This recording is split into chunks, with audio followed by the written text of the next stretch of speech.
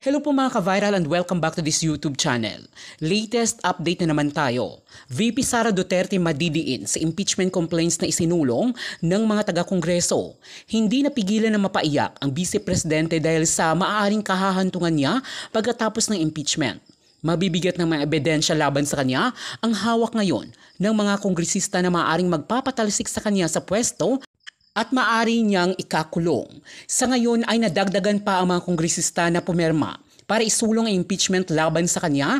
Mahigit 240 kongresista ang bumoto ng yes upang ipa-impeach ang Vice Presidente. Naisumiti na sa Senado ang dokumento ng impeachment at maaari na itong simulan sa darating na Hunyo dahil ayon sa Senado ay nagsimula na silang mag-adjourn. Nakasaad sa dokumento ang 6 na mga dahilan na nag-udyok sa mga miyembro ng Kamara upang isulong ang impeachment complaint. Una na dahilan ang pahayag ni VP Sara Duterte kamakailan lamang na pagbabanta kay PBBM, Liza Marcos at House Speaker Martin Romualdez. Hindi maipaliwanag na 612.5 million pesos na confidential funds, bribery at corruption sa Department of Education nung ito'y DepEd Secretary pa ito. Nakatipon ng sapat na ebidensya ang mga mambabatas kaya tuluyang na-impeach si VP Sara Duterte sa Kongreso. Samantala ay naglabas naman ng official statements si VP Sara Duterte noong nakaraang araw hinggil sa naging desisyon ng Kamara laban sa kanya. Aniya, mas masakit pa di umano ang mapa-impeach kesa makipag-break up sa kasintahan. Dagdag pa niya, God bless the Philippines. At inaasahan di umano niya ang kapangyarihan ng taong bayan na sumusuporta sa kanya na siyang pinakamakapangyarihan sa lahat. Umani naman ito ng iba't ibang reaksyon mula sa mga taga-kongreso at anila ay hindi naging seryoso ang Vice Presidente hinggil sa kanyang impeachment complaint. If the Senate rules on impeachment will provide that private prosecutors can participate during the impeachment trial, then maybe they can continue as private prosecutors. So it would all depend on the impeachment court once they convene and they set forth their rules of impeachment. Dadagdag ko lang po sa mga dalawang prosecutors po natin. I think the Constitution speaks about the Congress, the House of Representatives tries, and then the conviction is on the Senate mandate po, according to Constitution. But sa pagkakaalam ko po, the process of the impeachment is it's not really tied up with the particular members sitting in a particular Congresses. That's why it's very, kumbaga kung titingnan niyo po sa Constitution, it's the Congress. So meaning to say, it's the institution that tries and convicts. Number two, as far as the impeachment or the Senate convening into an impeachment court, tama nga po yung sinabi po ni Kong Noy at saka ni Kong Rog. That would depend on the rules that they would adopt. Because since magko-convene po sila sa impeachment court, nakita po natin during the time of former President Estrada and former Chief Justice Corona, they have adopted their own rules. So maybe that's the reason why Senator SP, Chis Escudero, is trying to convey to the public that they're preparing because they need to adopt first yung kanilang rules. Para sa amin po dito sa House of Representatives, we really respect the position of the Senate. As para naman po sa amin dito sa House of Representatives, we have established yung constitutional mandate po dahil may 30 complaints na binigay po sa atin dito. Pangalawa, yung urgency po ng complaint na ito. As long as we did our job and we have showed to the people that indeed the issue on impeachment complaints that were transmitted or that was endorsed to us, yung 3 complaint, were given primacy in credence and were given also their due value. So yun po yung ginawa natin dito. Pinakita lang po natin na when it comes to issue of impeachment, the dictation of the Constitution is of top priority of the legislators here in the 19th Congress. In addition lang po, Ma'am Tina, in addition also to the answer of Kong Noy in relation to the preparations of the House. As we mentioned, the House will not shy away from its constitutional duty. Verily, we have already initiated the impeachment complaint as mandated by the Constitution. And in addition to that, we will not shy away from the preparations too. As we speak, the House leadership is already preparing the impeachment secretariat. So we will be prepared if ever the Senate does indeed interpret that they could proceed with trial as early as March. We will be ready. If they decide that it will continue after June 2, well, we'll be even more ready. So, yun na po siguro. Sir, follow-up ko lang po yung impeachment secretariat. Who will compose that and what will their duties be? To answer that po, no, it's still not clear. Of course, it's been a while, but the impeachment secretariat will cater to all the needs that the House would have in relation to the sui generis proceedings. So I think it would be from the top down regarding logistics, regarding support. It should be separate from the legislative function of the House. So that's all that we could say po siguro at this moment. Thank you po, sirs.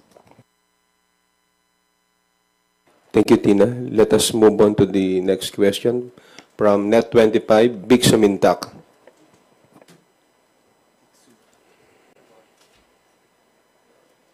Good morning po. Just a quick follow-up lang po. Among the 11 congressmen prosecutors, may we know who will be the lead prosecutors? We leave it to the leadership of the House, who will be the lead prosecutor, and we will respect that. And we're fine with anyone who will be chosen as lead prosecutor.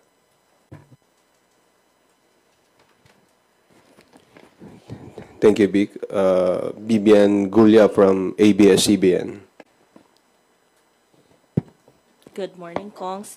Tama po ba yung intindi ko sa mga answers ninyo kanina? Okay lang po sa inyo na June na mag-start after the elections yung trial. There's no call to hold the trial during the break? Since the Constitution provides that trial shall proceed forthwith, if we interpret forthwith, dapat po sana as soon as possible yon. But since the Senate is an independent body, and we respect their independence, being a bicameral legislature, we will leave that to the interpretation of the Senate. I will refuse to comment on how they should act because they will be judges in this impeachment trial. And we accord them with the utmost respect and that they should act with utmost impartiality without any influence from the prosecution or from the respondent or the defendant. So, sana po maagapan ang pagsimula kasi the sooner that the evidence can be laid down, the sooner that due process can be exercised, the sooner can the issues pending before us can be resolved. So, sige po, sana po maagahan dahil handa naman ang prosecution team. But, sir, so as you mentioned, it's written in the Constitution that trial should proceed forthwith. But can you point us to a specific rule lang po or part of the Constitution where it states that the Senate can hold the trial even when Congress is on break po? When you say forthwith, hindi nakasabi doon kung saan sa Constitution na pwede may break. Every year before session opens, every legislative Congress, kunyari 19th Congress, the Senate Secretariat and House Secretariat together with the duly elected Speaker, inuupuan muna nila yung legislative calendar for that year. While it's not clear whether we can proceed with the impeachment trial during the break, we said earlier that the impeachment trial is a sui generis, o kakaibang proseso po ito. It's a class of its own. And it is not bound by the legislative calendar. It's purely a political question on how Senate would proceed with it. So, yan po ang sagot dyan, no? Hindi po nakatali yan sa black and white. And we will see how the Senate would react on and act on the impeachment complaint. Sir, baka lang din po meron kayong comment dun sa sinabi ni SP Cheese na unfair na madaliin sila dahil 2 buwan daw po inupuan ng House ang impeachment complaints. Well, again, we respect the position of this, the Senate President. In fact, it has been explained naman po ni Congressman Noy that they have their own rules. We don't want to at least influence the impartiality ng mga senator judges. We will just wait for the Senate to convene as an impeachment court.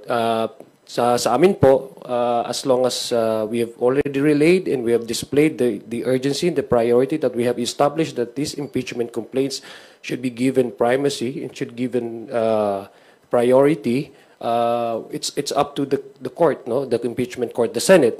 When will they convene as a impeachment court? So yun lang po yung amin. There's no prescriptive time naman po, prescriptive time na sinabi po sa Constitution that once it is filed, once it is transmitted to the Senate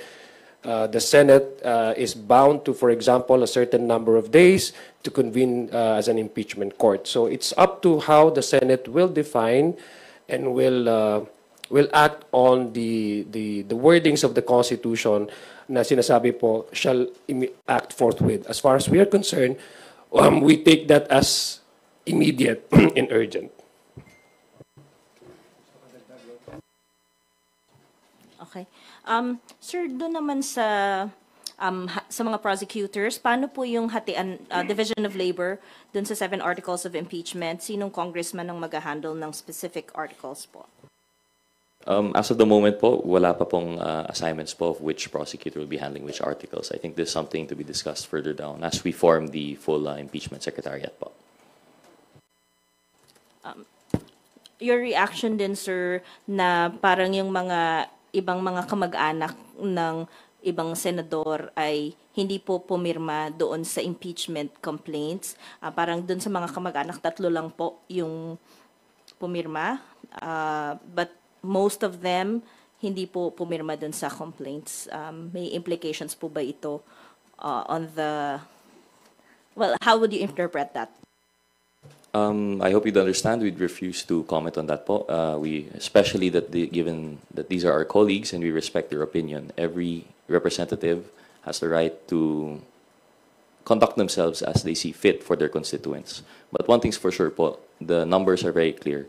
This is more than the 1/3 required. There is a supermajority, so to speak. Yun na po yung impeachment complaint po natin.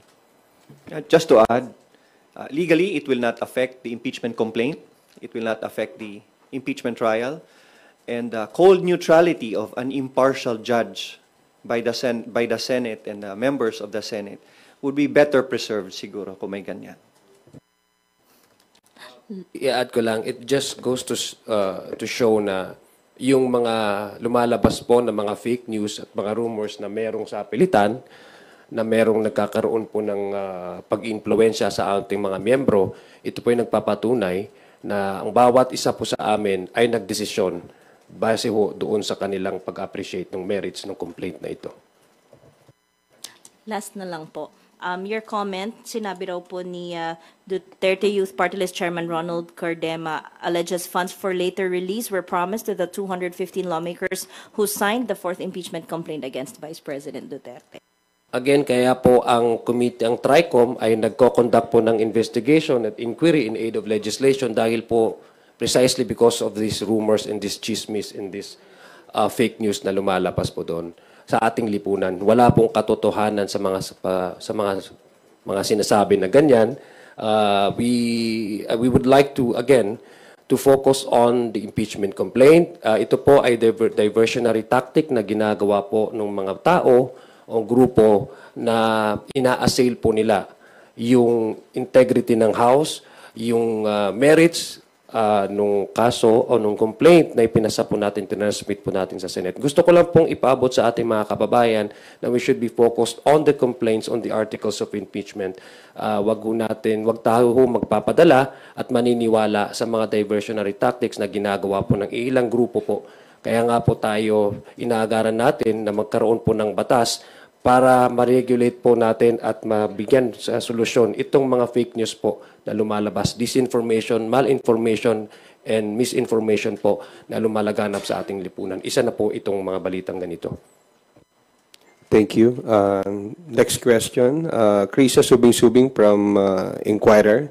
Go ahead. Hi, sir. Slightly different question naman po. Can you give us an inside story po on how the votes were mustered yesterday? Kailan po nakuha ng mga mambabatas po yung or kailan kinonsolidate, kailan binuo yung 4th complaint, and paano po nag-gather ng support to endorse the complaint? Well, Admittedly, this is a long time coming po, no? Each congressman, although there was no talk of impeachment, they have already formed their own opinions from the hearings of the Quadcom and the Good Government committees. And I guess this was, accumulated into the first 3 impeachment complaints po, no? But the first 3 did not gather consensus. It did not gather momentum needed. And while the most congressmen, especially the members of the Justice Committee, were eagerly awaiting po to fulfill our mandate by hearing it in the Justice Committee, I believe the party leaders po have already thought of finding consensus between the 3. So they took the best parts, took out the parts that they feel were not agreeable to other members, and that was what was presented. And finally, yesterday, it resulted in the impeachment po, the initiation of the complaint. There were party consultations, and considering that there were 3 previous impeachment complaints filed, nakabuo ng mas matatag at mas klarong impeachment complaint na nakakuha ng suporta at kumpiyansa ng mga congressmen. That is why with this 4th impeachment complaint, which is clearer, where the evidence is presented in a stronger manner, it gave confidence to more than 200 or 215 congressmen to act as complainants in this impeachment complaint. So unti-unti pong nabuo at getting the best of the 3 previous impeachment complaints, as earlier said by Kong Rog. Idagdag ko lang po, no? Simula po nung tumanggap po tayo ng mga complaints, 3 pong complaints ito, impeachment complaints, wala pong choice ang miyembro ng House of Representatives kundi bigyan po ng pansin itong complaints na ito, because it now borders our constitutional mandate. It's a question of whether we act based on our constitutional mandate na mabigyan pong pansin itong complaints na ito. Number 2, ang alam ko po hindi lang ho 215. Meron din pong mga miyembro na nag-submit po ng kanilang mga signatures, no? Kung titingnan po natin, nasa 225 na po, kung di ako nagkakamali. But the signatures that appeared to be initially published in the media at saka yung nalakap po natin ay 215. Those are the members who were physically present during yesterday's filing of the 4th complaint. Meron din pong abot ng kanilang suporta or sa complaint na ito. Although I don't know how they would be able to be included in as complainants to amend the 215 to make it the 225 kung di ako nagkakamali. But that would depend on, I guess, on the court, on the Senate acting as impeachment court, whether they would allow such amendment to the complaints, number of complainants. May follow-up lang po. Sir, kailan po nag-start yung mga party consultations po on consolidating the 4th impeachment complaint po? And does that mean that essentially the congressmen have already made up their minds, even though President Marcos himself has signaled na ayaw niya pong ituloy yung impeachment process because madi-deprioritize yung mga priorities ng Marcos administration? We thank the President for respecting the separation of powers and respecting the independence of Congress. And we also respect the decision of the Executive Department. As far as party consultations are concerned, it's been ongoing since the 1st impeachment complaint has been filed. Internally, depende sa partido. Depende sa kanilang approach. Kung magtatanong sila internally kung may pabor ba sa impeachment, ano ang klase ng articles of impeachment ang nakakarapat. That is why nabuo itong 4th impeachment complaint, where there is a consensus of more than 200 members who signed, kasi mas malinaw itong impeachment complaint at mas matatag ang paglatag ng mga articles of impeachment.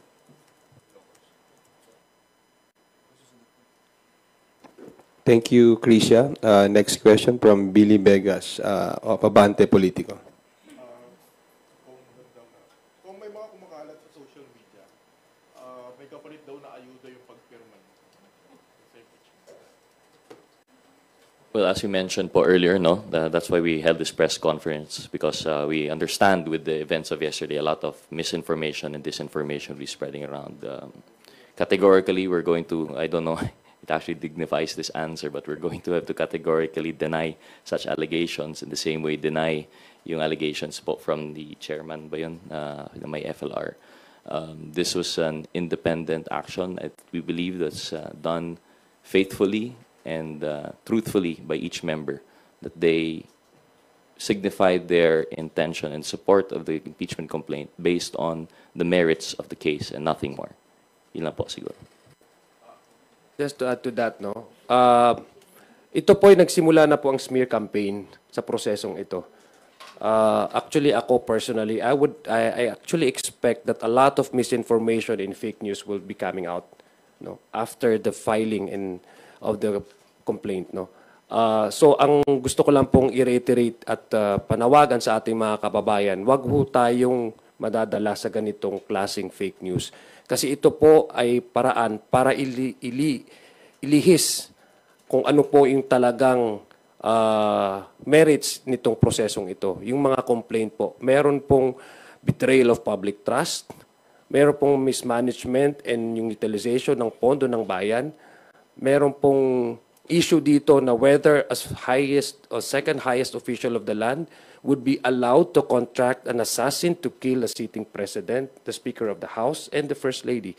Yun po yung mga nandoon sa articles of impeachment. So gusto ko lang pong ipanawagan sa ating mga kababayan. Kung meron po tayong nababalitaan ganito, ito po ay mga diversionary tactics. Ililihis po nila yung attention natin doon po sa proseso, and at the same time to smear, to degrade, and to put question in our mind na ito pong prosesong ito ay hindi tama. Yun po ang gusto nilang ma-achieve sa mga ganitong fake news at misinformation na lumalabas. Kung I understand kung babanatan kayo ng mga critics, kaya lang meron kasing post dito si Congressman Lord Suwan. Ang sabi niya, to my supporters, I know you stand with me. Rest assured the ayuda is coming. Well, yes, kanina pong umaga nakausap po namin si Congressman Lord Dansuan. Unang-una po, dinideny po niya categorically na hindi po yan totoo. Isa po yan sa paraan na sinasabi ko nga, mga fake news. In fact, I would personally expect na meron pong lalabas din na mga balita tungkol sa akin. So ito po, sabi ko nga po, simula po nung nagkaroon tayo ng impeachment process, unti-unti pong lumalabas ito na pinipreempt nila po yung magiging resulta nito at dinilihis po nila yung atensyon ng ating taong bayan. I would personally say that Congressman Lord Dansuan is one of the most decent members of the House of Representatives.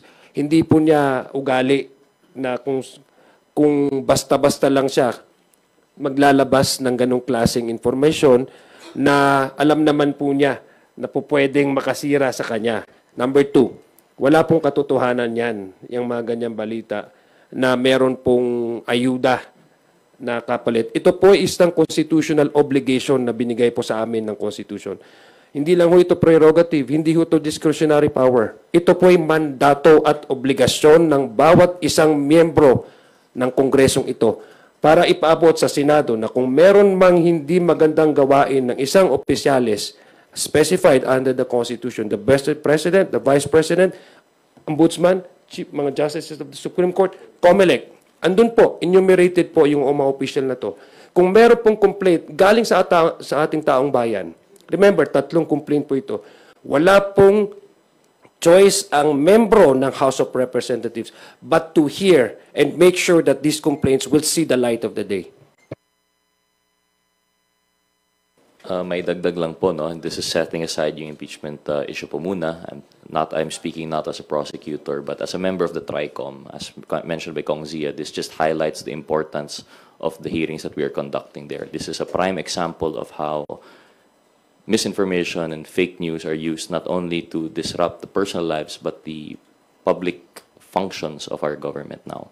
So I hope that yung sa ating mga kababayan, we continue to be vigilant and to really double-check and fact-check po, no, all of these informations coming out. Kasi lumalabas po, fake statement, fake page. Yun lang naman po. Idadagdag ko lang po sa mga fake news peddlers, ha. tatayuan po namin ang obligasyon namin at mandato po binigay sa amin ng Constitution, no matter what you do. Maybe this is a good time also to thank the media corps of Congress for maintaining integrity in journalism. Magiging matatag po ang propesyon ninyo kung wala yung mga fake news na galing sa ibang tao na hindi naman accredited. Kaya magtulungan po tayo to maintain integrity in media, maintain integrity in journalism, because you will be our partners in transparency and in accountability.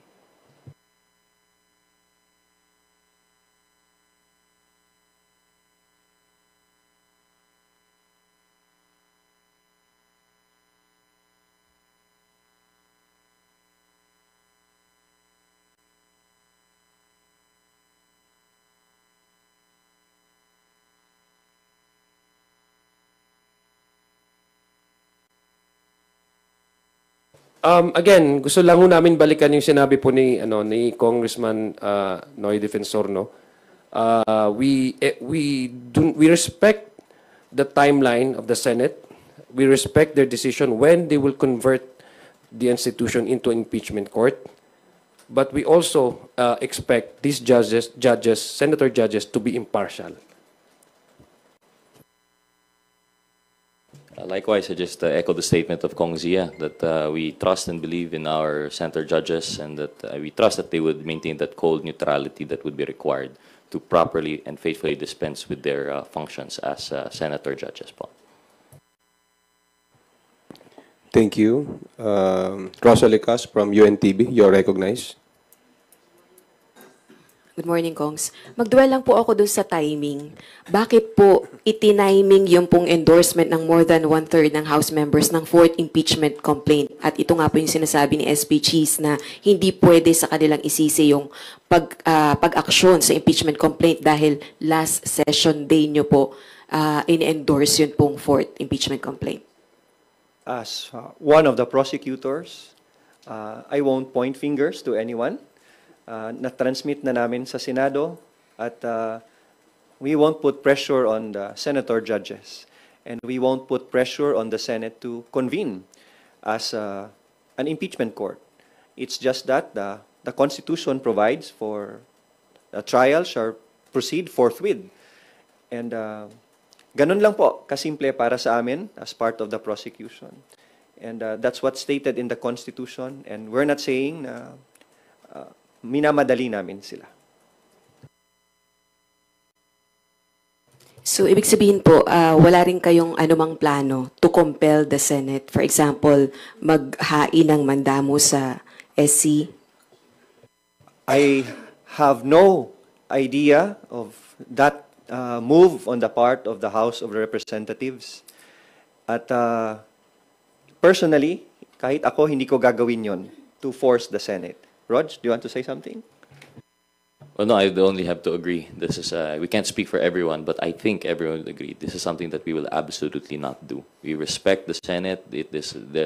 Although we have the constitutional mandate to initiate the impeachment, the trial itself is a mandate of the Senate, and we respect that. And we look forward to the release of the rules po and how they will go about it. Another question po. Total nababanggit nyo naman rin po yung diversionary tactics, pero one of your colleagues, si Representative Ungab, said diversion daw po from the real issue na 2025 budget controversies, yung impeachment versus VP Duterte. Ano po yung take nyo dito? And sabi niya rin po ay futile exercise na raw po dahil when Congress resumes on June 2, 6 session days na lang po ang meron at sinediya na po on June 13.